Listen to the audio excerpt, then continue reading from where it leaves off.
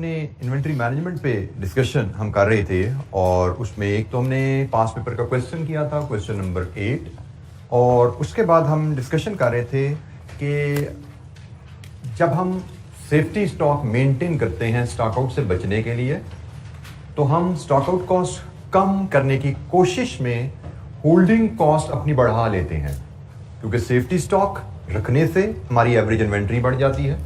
Average inventory का formula order size by 2 से order size by 2 plus safety stock, holding cost बढ़ती है और होल्डिंग कॉस्ट बढ़ रही है सेफ्टी स्टॉक कम करने की कोशिश में। तो इसका मतलब जरूरी नहीं कि सेफ्टी स्टॉक रखना हमारे लिए प्रॉफिटेबल हो। पॉसिबिलिटी है कि सेफ्टी स्टॉक की होल्डिंग कॉस्ट ज्यादा हो और हमें स्टॉक आउट कॉस्ट में बचत कम हो जाए। तो अगर ऐसी सिचुएशन है तो लगता है होल्डिंग कॉस्ट सेफ्टी स्टॉक की इनकर करना, मतलब सेफ्टी स्टॉक रखना कंपनी के लिए फायदेमंद शायद ना हो। तो हमने इसमें जो डिस्कशन कल सीखी थी, इलस्ट्रेशन 16 हमने क्लास में की, उसमें जो बात हमने सीखी कि जब हम पुराने नॉलेज की बात करें, जब तो डिमांड में या लीड टाइम में वेरिएशन है, तब तो रीऑर्डर लेवल हम maximum usage during lead time पे सेट करते हैं और by doing so we built in safety stock. जब हम maximum usage during lead time पे अपना रीऑर्डर लेवल सेट करते हैं तो हमारा safety stock maximum usage minus average usage, ये हमारा सेफ्टी स्टॉक होता है।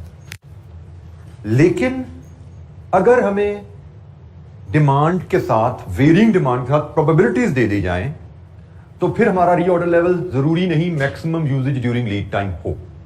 तो जैसे सुनिएगा, अगर तो प्रोबेबिलिटीज नहीं है तो रीऑर्डर लेवल निकालना है, वो तो maximum usage during lead time है, ये मिनिमम यूजेज है, ये मैक्सिमम यूजेज है। तो अगर प्रोबेबिलिटीज नहीं है, reorder level maximum usage during lead time है।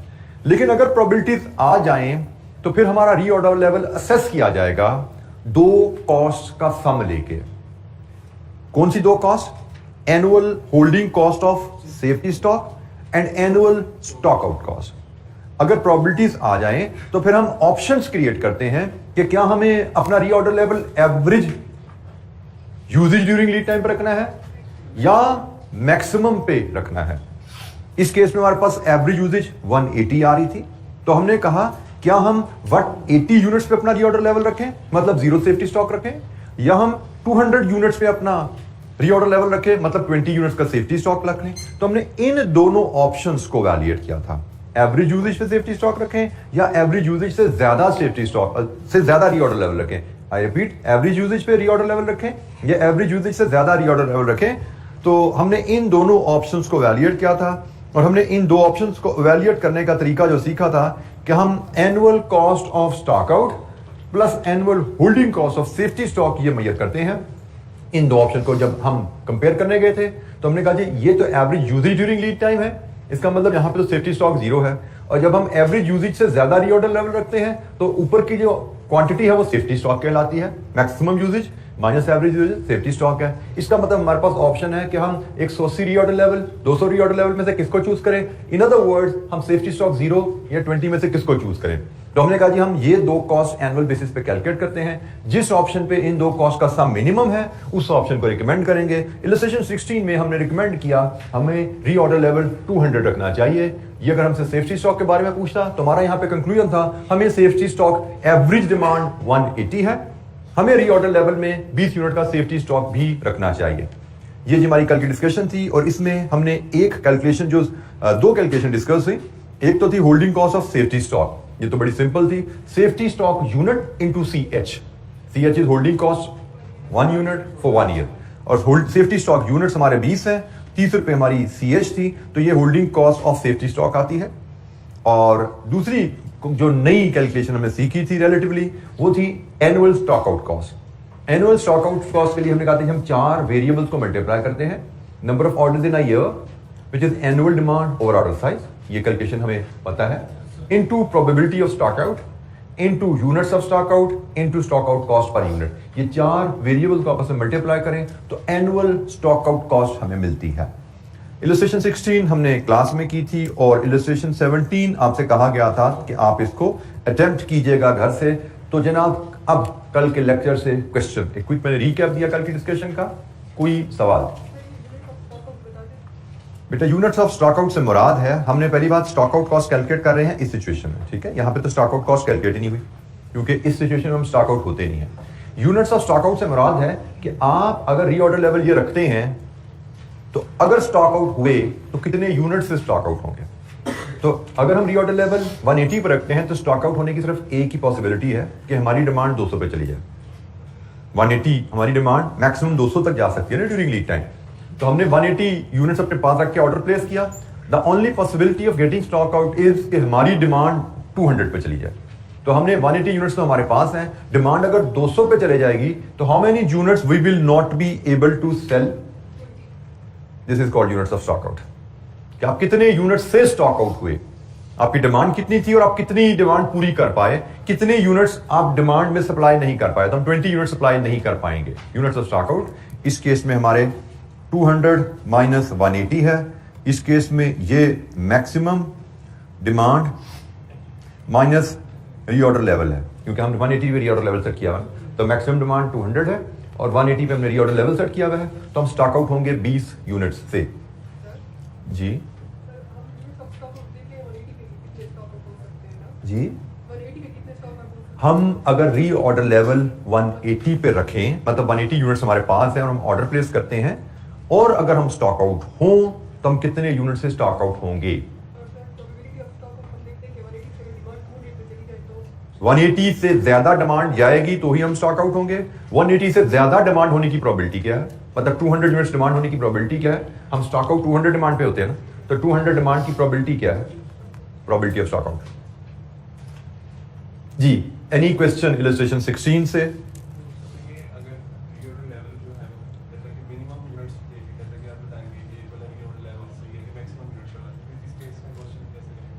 मिनिमम यूनिट्स वाला reorder level,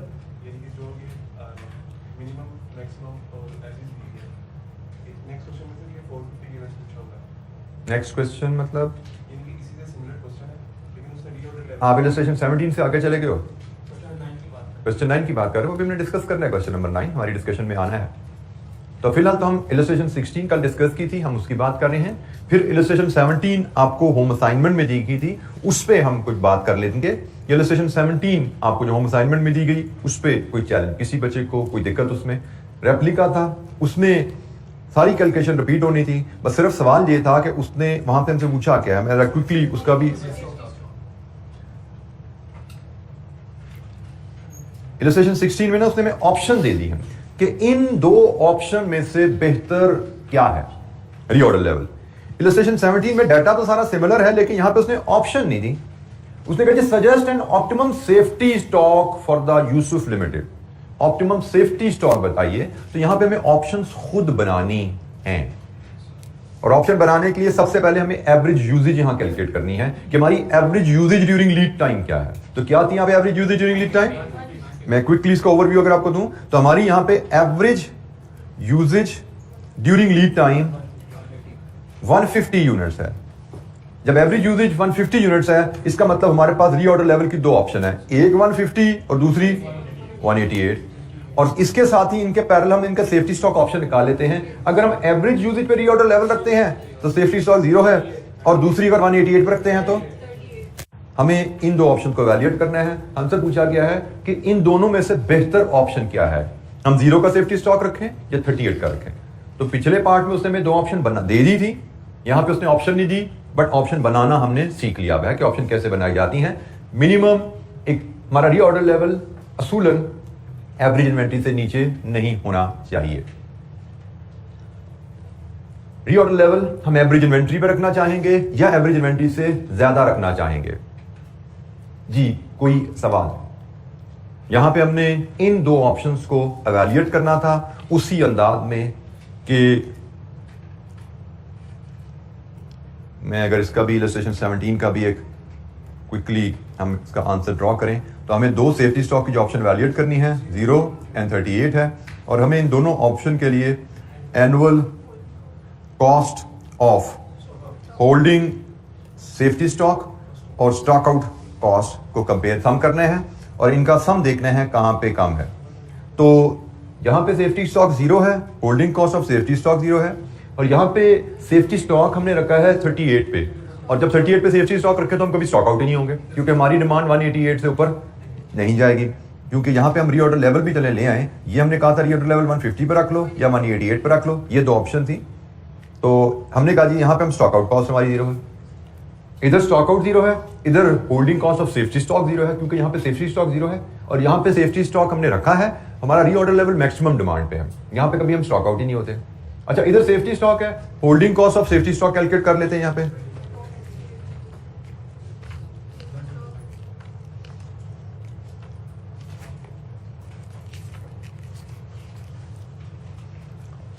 ji, holding cost of safety stock हमारी है 25 पर यूनिट, तो 38 इंटू 25 950, और स्टॉक आउट कॉस्ट 4 कंपोनेंट्स हैं जिनको मल्टीप्लाई करना है। एक number of orders in a year, ये होती है एनुअल डिमांड, और एनुअल डिमांड 150 एवरेज डिमांड है into 48 weeks in a year, ये आपकी एनुअल डिमांड है, डिवाइडेड विद ऑर्डर साइज 288, ये हमारी हो गई जी number of orders in a year, into probability of stock out 40%, into units of stock out 38, into cost per unit stock out 11, 4180। तो ये जनाब 4180 एनुअल कॉस्ट, ये 950 एनुअल कॉस्ट। जहां पे एनुअल कॉस्ट कम है वो पॉलिसी रिकमेंडेड है, हमें सेफ्टी स्टॉक 38 यूनिट्स का रखना चाहिए। इलस्ट्रेशन 17।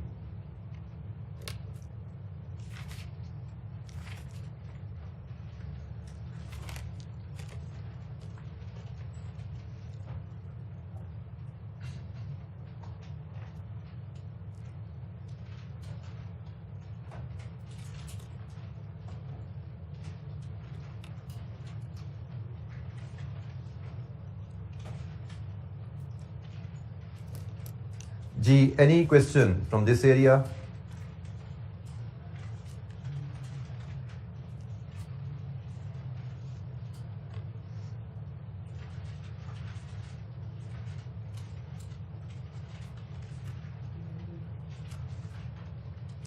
अच्छा जी, अब हम इसका एक एग्जाम्पल क्वेश्चन देखते हैं जो स्प्रिंग 18 में आया हमें कैफ में। क्वेश्चन नंबर 9 है, हम क्वेश्चन नंबर 9 को डिस्कस करेंगे।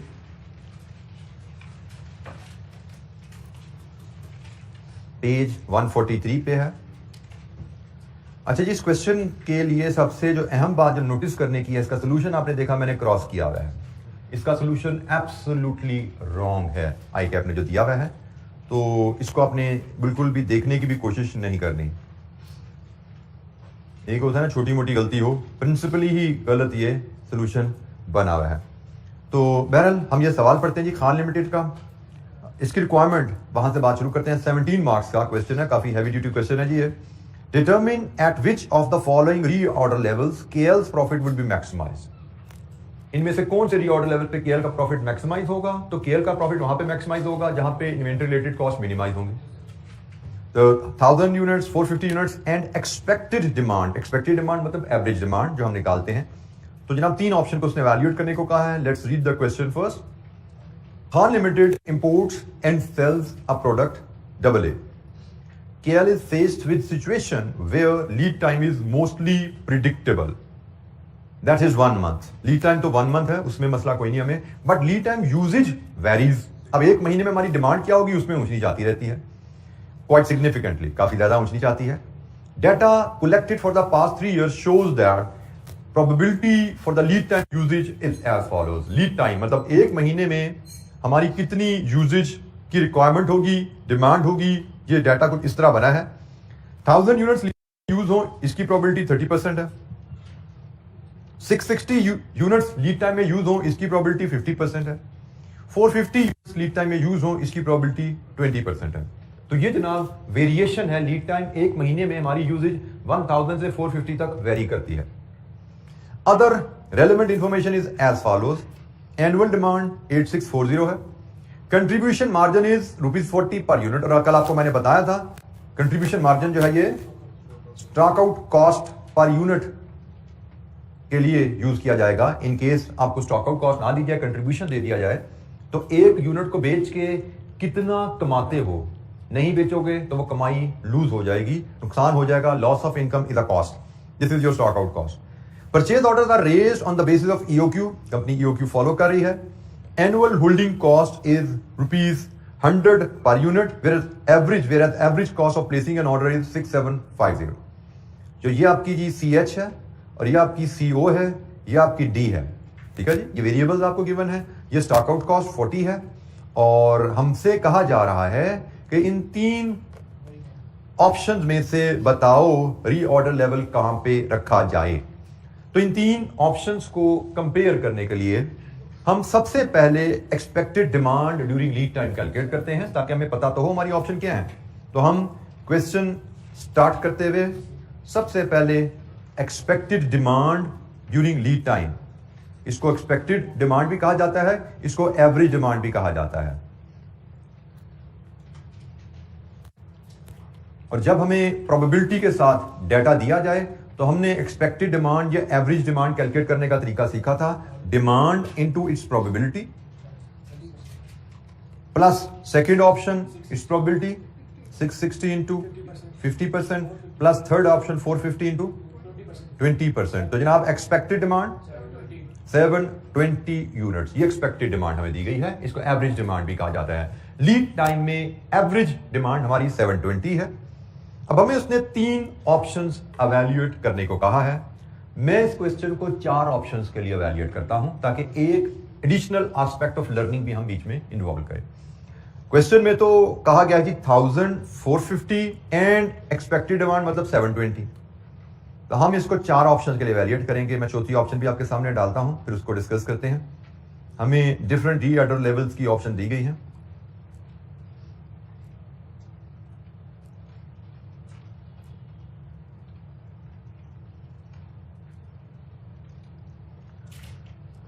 जो क्वेश्चन में दी गई हैं जी, हम रीऑर्डर लेवल 1000 पे रखें, 450 पे रखें, 720 पे रखें, और मैं एक ऑप्शन डालता हूं 900 की, ठीक है जी।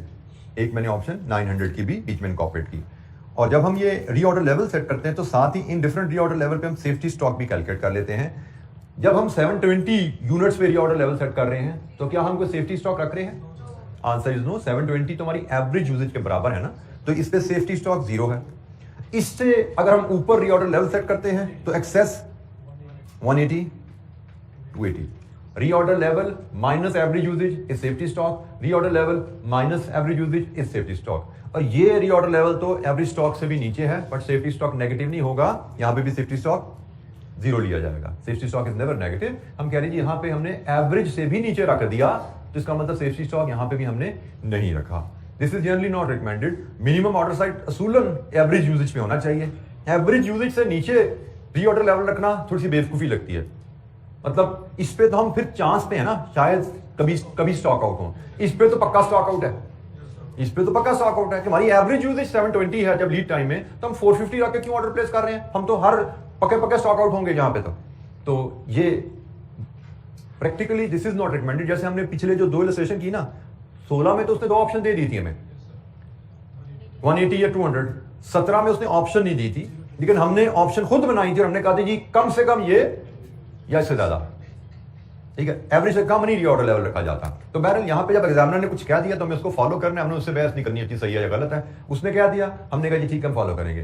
तो ये सोल्यूशन ये आपसे एग्जामिनर ने डिमांड किया है, ये मैंने एक एडिशनल वर्किंग आपसे यहां पे इनकॉर्पोरेट कर रहा हूं, ये एडिशनल रिक्वायरमेंट मैंने ऐड की है।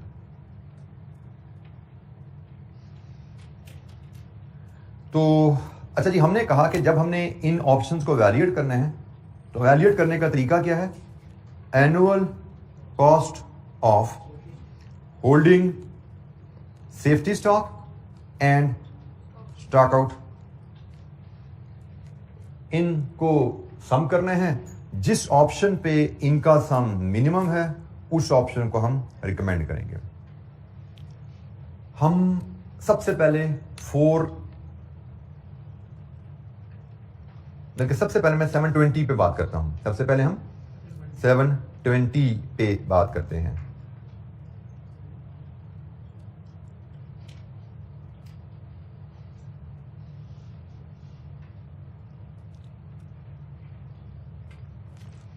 अगर हम रीऑर्डर लेवल 720 पे रखते हैं, क्या हमने कोई सेफ्टी स्टॉक रखा है? Answer is no. इसका मतलब holding cost of safety stock is 0। अगर हम अपनी रीऑर्डर लेवल 720 पे रखते हैं, क्या हमारी डिमांड 720 से ज्यादा आने की प्रोबेबिलिटी है? Answer is yes. हमारी डिमांड 720 से ज्यादा 1000 आ सकती है। हमारी डिमांड 1000 आ सकती है और जिसकी प्रोबेबिलिटी 30% है। तो इसका मतलब स्टॉक आउट कॉस्ट की हमें कैलकुलेशन करनी पड़ेगी यहां पे। तो जनाब वर्किंग वन हम बनाते हैं और हम स्टॉक आउट कॉस्ट कैलकुलेट करते हैं।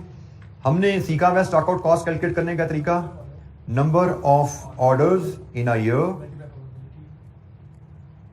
multiplied with the probability of stock out, multiplied with units of stock out, multiplied with stock out cost per unit। ये चार वैल्यूज हैं जिनको मल्टीप्लाई करते हैं। तो सबसे पहले नंबर ऑफ ऑर्डर्स है ये होते हैं जी एनुअल डिमांड कितनी है? 8640 डिवाइड विद ऑर्डर साइज, और ऑर्डर साइज यहां पे EOQ है विच इज नॉट गिवन, तो हम वर्किंग 2 से EOQ भी ले आते हैं। हम वर्किंग 2 में EOQ भी बना लेते हैं। EOQ हमारा होगा 2COD ओवर CH, सारी वैल्यूज रेडीली अवेलेबल है। 2 into CO is available in the last line, point number 3 6750, D is available, note number 1 8640, CH is available as 100, note number 3 last line, EOQ is 1080 units. जी ये हमारा EOQ है 1080 units. तो हमने कहा जी हमें number of orders in the year चाहिए, annual demand over order size 1080 multiplied with probability of stock out. 720 पर ये ऑर्डर लेवल रखें तो हम सिर्फ एक सूरत में स्टॉक आउट होते हैं कि डिमांड 1000 की आ जाए, और 1000 की डिमांड आने की प्रोबेबिलिटी 30% है।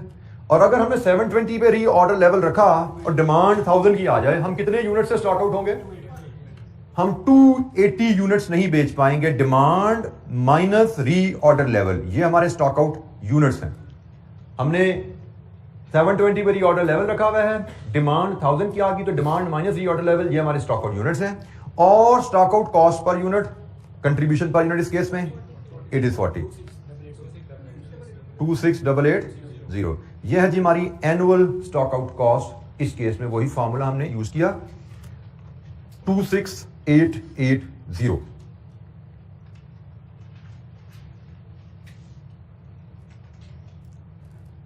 26880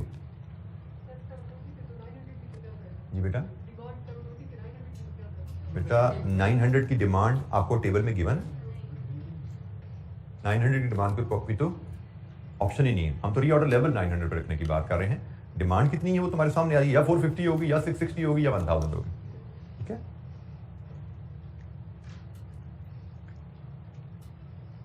जी जनाब, ऑप्शन नंबर 1 हमने इवैल्यूएट किया कि हम अपना रीऑर्डर लेवल 720 पे रखें, तो हमने सेफ्टी स्टॉक 0 रखा हुआ है, holding cost of safety stock भी 0, लेकिन स्टॉक आउट होने की एक प्रोबेबिलिटी है। डिमांड की जब हम प्रोबेबिलिटी देखते हैं तो 720 से ज्यादा डिमांड होने का एक केस बनता है कि डिमांड 1000 यूनिट पे चली जाए। तो अगर डिमांड 1000 यूनिट पे जाएगी हम स्टॉक आउट होंगे, और अगर हम स्टॉक आउट होते हैं इस केस में हमारी एनुअल स्टॉक आउट कॉस्ट, हम साल में कितने ऑर्डर प्लेस करेंगे, इतने ऑर्डर्स में से, मतलब इतने ऑर्डर्स का मतलब होता है हम कितने लीड टाइम साल में गुजारेंगे। जितने ऑर्डर प्लेस किए उतने लीड टाइम गुजारे ना, तो हम साल में कितने लीड टाइम गुजारेंगे, कितने ऑर्डर प्लेस करेंगे, और 1000 डिमांड की प्रोबेबिलिटी क्या लीड टाइम है। तो इसका मतलब ये कितने नंबर आ रहा है 8। साल में हम 8 ऑर्डर प्लेस करेंगे, 8 ऑर्डर में से 30% चांस है कि हमारी demand during lead time 1000 units आएगी। 8 ऑर्डर्स में से 8 जो लीड टाइम हम गुजारेंगे उसमें से 30% चांस है कि हम स्टॉक आउट हो जाएंगे, क्योंकि हमारी डिमांड 30% चांस है कि वो 1000 पे जाएगी। और स्टॉक आउट जब भी होंगे हम 280 यूनिट्स नहीं बेच पाएंगे, 280 यूनिट से स्टॉक आउट होंगे, और 1 यूनिट स्टॉक आउट हो तो 40 रुपए का नुकसान होता है। 280 यूनिट से स्टॉक आउट हो तो कितना नुकसान होगा, और साल में कितनी दफा स्टॉक आउट होंगे। 1 यूनिट स्टॉक आउट हो 40 रुपए का नुकसान, 280 यूनिट से स्टॉक आउट हो एक दफा, 280 यूनिट से स्टॉक आउट हो एक दफा कितना नुकसान, और 280 यूनिट से 2.4 टाइम स्टॉक आउट हो कितना नुकसान। साल में 2.4 टाइम होना है ना, तो ये सालाना स्टॉक आउट कॉस्ट आ गई। ठीक है, तो it's a very logical calculation, कोई इसको रट्टा मारने की जरूरत नहीं है। इट्स अ लॉजिकल कैलकुलेशन कि हम एक साल में टोटल 2.4 टाइम स्टॉक आउट होंगे, और एक साल में इस सिचुएशन में हम एक बार स्टॉक आउट होते हैं तो 280 यूनिट में 40 रुपए का नुकसान होता है। अच्छा जी, अब हम दूसरी ऑप्शन पे जाते हैं। अब हम इसको डिस्कस करते हैं। इसमें क्या हम सेफ्टी स्टॉक रख रहे हैं? Answer is yes. तो holding cost of safety stock है 180 इंटू 100। तो हम यहीं पे इसकी कैलकुलेशन शो कर देते हैं। लीजिए ये आ गया 18,000 holding cost of safety stock. इस केस में चूंकि सेफ्टी स्टॉक है तो 180 इंटू 100 18,000। अगर हम रीऑर्डर लेवल 900 पे रखते हैं, will we ever get stock out? Answer is yes, we can get stock out. और हम स्टॉक आउट होंगे तो उसकी कॉस्ट क्या है? वर्किंग 2 में जाके कैलकुलेट करते हैं। कैलकुलेशन का फॉर्मूला यही रहने वाला है, बस फैक्टर्स वैल्यूज बदलेगी। वर्किंग 2 तो हम कर चुके हैं, वर्किंग 3 हम बना रहे हैं इसके लिए। Number of orders in a year same 8, ठीक है जी, ये हमने कैलकुलेट किया 8। प्रोबेबिलिटी ऑफ स्टॉक आउट 900 से ज्यादा डिमांड की प्रोबेबिलिटी, 900 से ज्यादा डिमांड 1000 है, 1000 की प्रोबेबिलिटी 30% ही है। और अगर हमने रीऑर्डर लेवल 900 पे रखा हुआ है तो हम स्टॉक आउट कितने यूनिट से हो रहे हैं? 100 से। और stock out cost per unit 40 है। तो बताइए जनाब एनुअल स्टॉक आउट कॉस्ट इस सूरत में क्या होगी? 9600 rupees annual stock out cost. अगर हम रीऑर्डर लेवल 900 पे रखते हैं तो हमारी एनुअल स्टॉक आउट कॉस्ट क्या है? 9600 annual stock out cost. Number of orders वही 8 जो पहले थे, उसमें तो कोई चेंज नहीं आ रही। बाकी वैल्यूज में कुछ चेंज है सिर्फ यही, बल्कि इसके मुकाबले में सिर्फ ये चीज बदली है। तो 9600 यहां पे फीड करें तो ये बन गया जी 27,600। ये दूसरी ऑप्शन की हमने एनुअल कॉस्ट बनाई। इसमें सेफ्टी स्टॉक भी है, इसमें भी स्टॉक आउट की प्रोबेबिलिटी है, दोनों चीजें इसमें आई।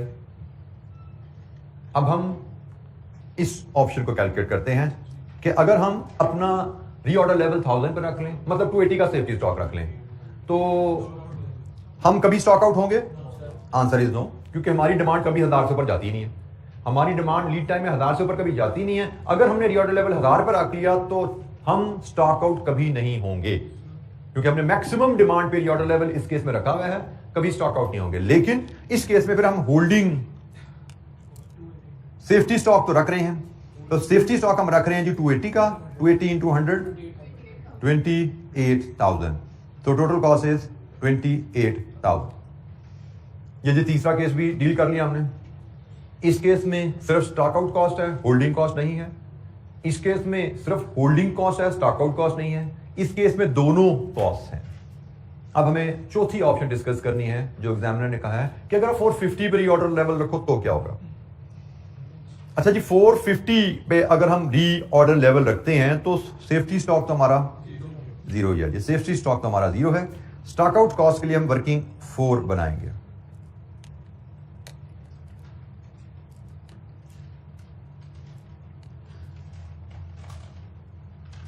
स्टॉक आउट कॉस्ट के लिए वर्किंग 4 बनाएंगे। स्टॉक आउट का फॉर्मूला तो यही रहने वाला है, लेकिन इस क्वेश्चन में, इस पार्ट में थोड़ी सी एक इशू है। हम जब स्टॉक आउट कॉस्ट कैलकुलेट करने निकलते हैं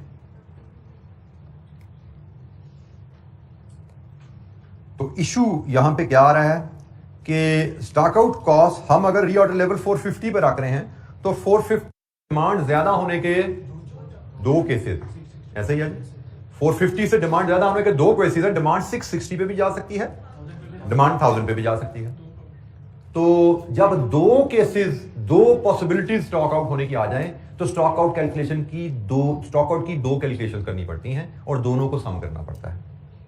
जब स्टॉक आउट की होने की 2 पॉसिबिलिटीज आ जाएं तो फिर स्टॉक आउट की 2 कैलकुलेशंस करते हैं और उन दोनों को सम करते हैं। और इसका मतलब भी समझो, हम पहला केस डिस्कस करते हैं 660 वाला कि हमने री ऑर्डर लेवल 450 पे रखा, डिमांड 660 पे जाए तो जनाब हम साल में ऑर्डर कितने प्लेस करते हैं?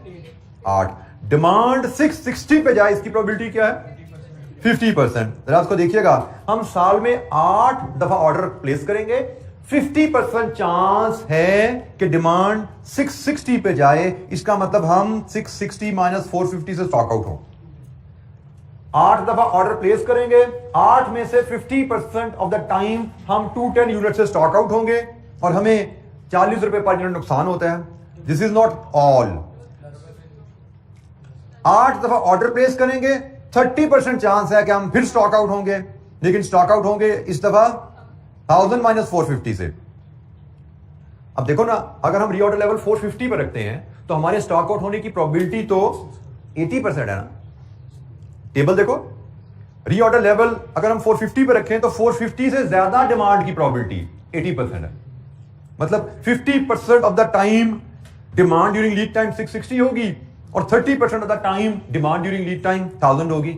मतलब 10 दफा ऑर्डर प्लेस करोगे आप तो 5 दफा डिमांड 660 होगी, 3 दफा डिमांड 1000 होगी। मतलब 8 दफा डिमांड 10 में से 450 से ज्यादा होगी।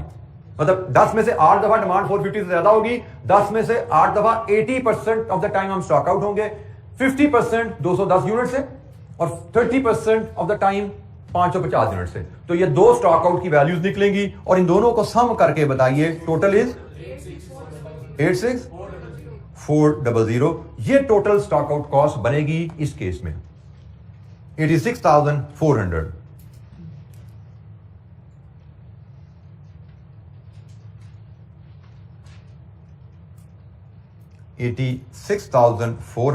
total is 86,400. So option will be recommended where the total cost is least. ये जनाब उसने पूछा जी क्या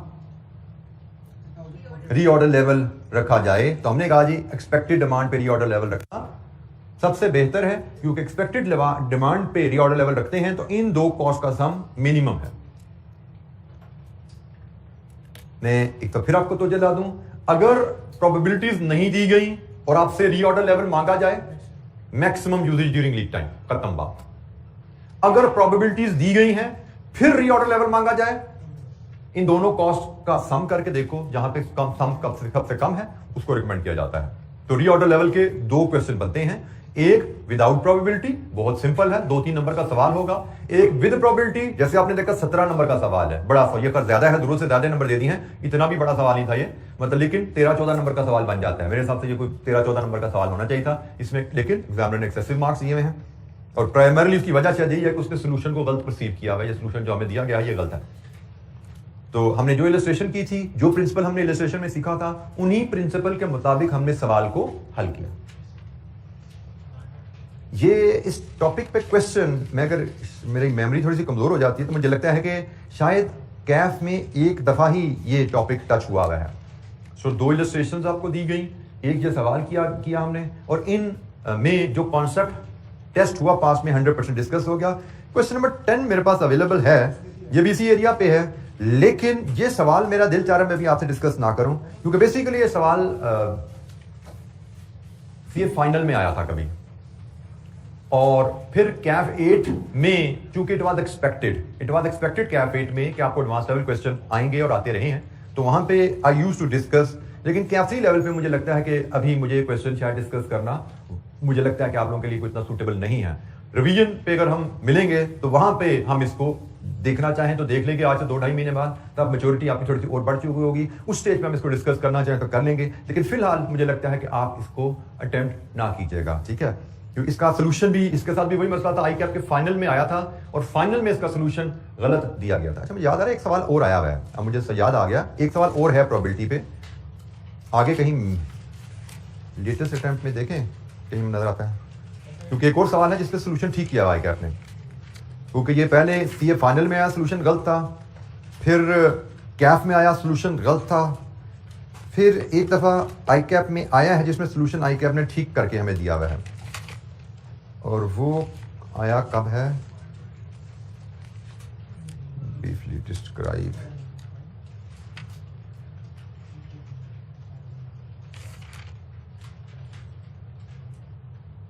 नहीं वो इधर नहीं आया होगा, वो मैनेजमेंट फाइनल सीए पीए फाइनल में आया होगा, क्योंकि मुझे याद आ रहा था कि एक सवाल आया है जिसमें फिर आई कैप ने सही सोल्यूशन के साथ हमें ये टॉपिक प्रेजेंट किया है, वो फिर सीए फाइनल में आया होगा, यहाँ पे कैप में नहीं है। तो कैप में हमारे पास फिलहाल ये 3 सवाल हमने जो किए हैं, ये हमारे लिए इस लेवल की लर्निंग के लिए मोर देन सफिशिएंट है। अगर आपने कॉन्सेप्ट को एब्जॉर्ब कर लिया है तो इससे मुश्किल कोई चीज़ हम एक्सपेक्ट नहीं करेंगे हम इस एरिया पे आए इंशाअल्लाह, ठीक है। तो ये 3 सवाल अगर हमने समझ के किए हैं मोर देन सफिशिएंट है। रिवीजन स्टेज पे कभी हमें लगा कि हमें अल्फा को करने की जरूरत है, हम इसमें कैपेबल हो गए हैं, तो हम अल्फा क्वेश्चन को हम डिस्कस कर लेंगे, फिलहाल हम इसको होल्ड करते हैं।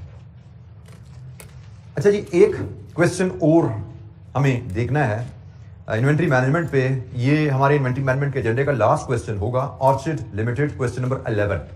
यहां पे किसी बच्चे को कोई सवाल, जी बेटा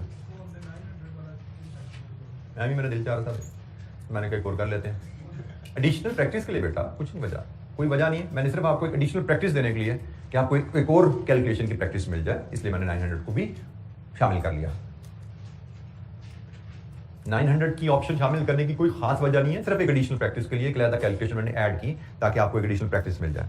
अदरवाइज एग्जामिनर का सोल्यूशन के लिए ये आंसर हमारा है, आंसर तो वही रहता है, बेस्ट आउट साइज यही है। ये एक एडिशनल प्रैक्टिस के लिए मैंने एक एडिशनल कैलकुलेशंस करने के लिए ये पार्ट ऐड किया था, नो स्पेसिफिक रीजन। जी कोई सवाल?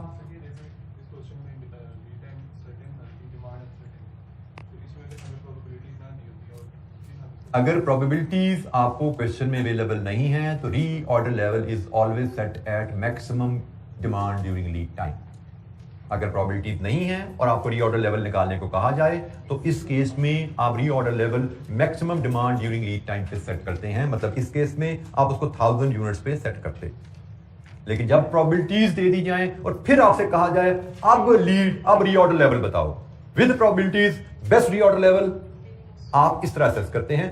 हर ऑप्शन के ऊपर दो कॉस्ट का सम करते हैं, जिस ऑप्शन पे दो कॉस्ट सबसे कम है उसको आप रिकमेंड करेंगे। रीऑर्डर लेवल मांगे या सेफ्टी स्टॉक मांगे, सवाल करने का तरीका यही रहता है। जी कोई और सवाल किसी बच्चे के ध्यान में इस टॉपिक से रिलेटेड, कोई एम्बिग्युइटी, कोई क्वेश्चन? अच्छा जी, क्वेश्चन नंबर 11 ये थोड़ा मजेदार क्वेश्चन है और एग्जामिनर, जैसे मैंने कहा है आपको कि आपका मैथमेटिकल स्किल, क्वेश्चन की रीडिंग एबिलिटी बड़े अच्छे अंदाज में टेस्ट करना चाहता है। और कॉस्ट अकाउंटिंग में ये रेगुलरली कॉस्ट अमेंडमेंट अकाउंटिंग में होता रहेगा। ऑर्चिड लिमिटेड स्प्रिंग 19 का क्वेश्चन नंबर 4 का पार्ट बी है। क्वेश्चन है जी ये 7 मार्क्स का, लेकिन 7 मार्क्स के लिहाज से काफी ज्यादा बड़ी बॉडी है इसकी, 7 मार्क्स के लिहाज से काफी लेंथी क्वेश्चन दिखता है ये। So it's not going to be an easy question. जब भी क्वेश्चन में बॉडी ज्यादा हो जाए तो it's going to be a challenging question. तो पढ़ते हैं जी, देखते हैं क्या चैलेंज है इसमें। रिक्वायरमेंट सबसे पहले ईओक्यू, रिक्वायरमेंट तो बड़ी सिंपल है जी, ईओक्यू निकालना है हमें। तो Orchid Limited is a trading concern, it is planning to implement EOQ from 1 April 2019। Trading concern है, माल खरीदती है, बेच देती है। 1 अप्रैल से ईओक्यू ऑप्ट करने का प्लान कर रही है। OL deals in 4 products, each of which is purchased from different supplier. To compute EOQ for one of its product beta, the following data has been gathered. हमें बीटा का EOQ calculate करने को कहा जा रहा है। बीटा का EO में कैलकुलेट करने को जा रहा है। कंपनी की 4 प्रोडक्ट है, बीटा का EOQ करना है, उसका data. Actual data for the last year relating to Beta, पिछला साल जो गुजरा है उसका डाटा है। Annual sales 72,000, safety stock 2,000, transit losses percentage of purchase 10%। मतलब आप 100 किलो माल खरीद के चलते हो सप्लायर से, तो फैक्ट्री में आपके 90 किलो पहुंचता है, ट्रांजिट में ही लॉस हो जाता है 10 किलो का, 10%। Average holding cost per month, per unit नहीं है, पर मंथ है। पर मंथ होल्डिंग कॉस्ट जो है वो 5 लाख है। Average holding cost per month per unit 80 है। Number of purchase orders issued for beta 40। ये जनाब पिछले साल की कहानी होगी। और आगे चलने से पहले थोड़ी सी बात मैं आपको बता दूं, ईओक्यू ये डिस्कशन में मैंने बात की भी है, लेकिन आपके जहन से चीजें अक्सर स्लिप हो जाती हैं, इसलिए रिमाइंडर बार बार जरूरी होता है। मैंने आपको बताया था इकोनॉमिक ऑर्डर साइज हर साल के शुरू में आने वाले साल के लिए कैलकुलेट किया जाता है कि अगले साल हमारी डिमांड क्या होगी, अगले साल हमारा सीओ क्या होगा, अगले साल हमारा सीएच क्या होगा, उसके हिसाब से अगले साल में हमें ईओक्यू क्या फॉलो करना है। जो साल गुजर चुका है उसका ईओक्यू कैलकुलेट करके हमने क्या करना है, हमने तो ईओक्यू क्यों कैलकुलेट करना है, ताकि हम इन्वेंट्री रिलेटेड कॉस्ट को कम कर सकें। तो फ्यूचर की कॉस्ट को ही कम कर सकते हैं ना, माजी की कॉस्ट को तो नहीं हम छेड़ सकते। ईओक्यू हम कैलकुलेट करते हैं कॉस्ट को कंट्रोल करने के लिए, और कॉस्ट तो फ्यूचर में कंट्रोल हो सकती है। पास्ट जो गुजर चुका वो तो कॉस्ट इनकर हो चुकी है, खर्चा हो गया है, उसको कुछ नहीं किया जा सकता। तो ये सारा डाटा पास्ट का है, ईओक्यू फ्यूचर डाटा से कैलकुलेट किया जाता है। ये पॉइंट ध्यान में रखिएगा। The total cost of the purchase department for the last year, ये भी पिछले साल की कहानी है, amounted to 4.5 million, which included fixed cost 1.35 million. A total of 100 purchase order were issued during the last year. ये सारा डाटा जी last year का है। अब ये नेक्स्ट ईयर की कहानी है, जिसके लिए हमने ईओक्यू कैलकुलेट करना है। कहता जी नेक्स्ट ईयर आपकी सेल्स 25% से बढ़ेगी। नेक्स्ट ईयर आपका सेफ्टी स्टॉक 2500 यूनिट होगा। नेक्स्ट ईयर आपके transit losses as a percent of purchase 6% रह जाएंगे, और नेक्स्ट ईयर आपकी तमाम cost, ordering, holding, any cost अगले साल पिछले साल के मुकाबले में 10% ज्यादा होगी। Closing inventory excluding safety stock varies in line with the sales volume. Closing inventory जो सेफ्टी स्टॉक के अलावा है, सेफ्टी स्टॉक उसने बता दिया ना, पिछले साल 2000 था, अगले साल 2500 होगा। लेकिन safety stock is not the total stock, safety stock is only part of the stock. तो उसने कहा जी उसमें जो सेफ्टी स्टॉक के अलावा जो स्टॉक है उसमें इजाफा in line with sale volume होता है। हमसे कहा जी कैलकुलेट ईओक्यू फॉर बीटा, और बीटा ईओक्यू हमेशा नेक्स्ट ईयर के लिए कैलकुलेट किया जाता है। ये असूल बेसिक्स आपको याद रखना है। कॉस्ट कंट्रोल करने के लिए ईओक्यू कैलकुलेट करते हैं, और कॉस्ट सिर्फ फ्यूचर की है जो कंट्रोल की जाती है। तो जनाब हमने ईओक्यू कैलकुलेट करना है, तो सबसे पहले हम ईओक्यू का फार्मूला लाते हैं, और फिर उसमें जो इंफॉर्मेशन हमें चाहिए वो ढूंढने निकलते हैं क्वेश्चन से। हमें क्वेश्चन नंबर 11 में ईओक्यू कैलकुलेट करने को कहा जा रहा है, 2COD/CH। तो सबसे पहले हम वर्किंग 1 करते हैं और CO कैलकुलेट करते हैं। कॉस्ट पर ऑर्डर अगले साल क्या होगी? कॉस्ट पर ऑर्डर हमारी अगले साल क्या होगी? तो हमें बताया गया है जो पिछला साल गुजरा है उसमें हमारे परचेज डिपार्टमेंट की टोटल कॉस्ट 4.5 मिलियन थी, लेकिन ये तो टोटल कॉस्ट है, इसमें 13,50,000 फिक्स थी। तो पिछले साल हमारी टोटल वेरिएबल कॉस्ट क्या थी? तो पिछले साल की टोटल वेरिएबल कॉस्ट को अगर हम पिछले साल के नंबर ऑफ ऑर्डर से डिवाइड करें तो ये पिछले साल की कॉस्ट पर ऑर्डर आ गई, बट हमें तो अगले साल की चाहिए। अगले साल की कॉस्ट के बारे में नोट नंबर 3 के टेबल की last line, impact of inflation all cost 10%। ये पिछले साल की कॉस्ट पर ऑर्डर है। हमें जिस साल का ईओक्यू कैलकुलेट करना है उस साल में हर कॉस्ट 10% बढ़ेगी, तो उसको 1.1 से मल्टीप्लाई कर दें। 10% कॉस्ट में ऐड करने का तरीका कि आप वैल्यू को 1.1 से मल्टीप्लाई कर दें, वैल्यू में 10% ऐड हो जाता है। कितना जी? 34650 रुपीज। ये हमारी वेरिएबल कॉस्ट पर ऑर्डर है अगले साल की, क्योंकि हमने ईओक्यू कैलकुलेट करने हैं अगले साल के लिए।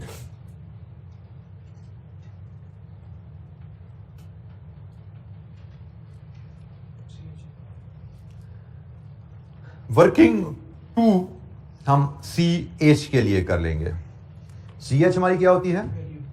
Variable holding cost per unit per year.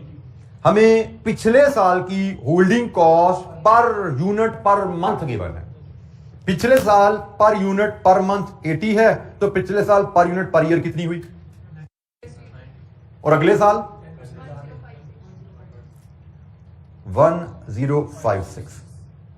ठीक हो गया जी? ये हमारी अगले साल की कॉस्ट आ गई।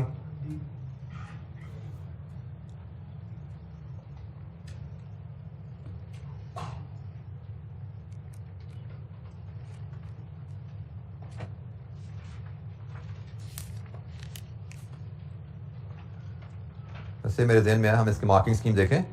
7 नंबर का सवाल है जिसमें से 3.5 मार्क्स एनुअल डिमांड के हैं। 1.5 CO, 1 CH, 1 EOQ। मतलब डिमांड इसमें सबसे मुश्किल है। मैं फिर यहां पे क्लियर करूं, अक्सर बच्चे डिमांड से कैलकुलेशन शुरू करेंगे, डिमांड पे फंसेंगे और 0 नंबर लेके आगे जाएंगे। इस अप्रोच से जान छुड़ानी है।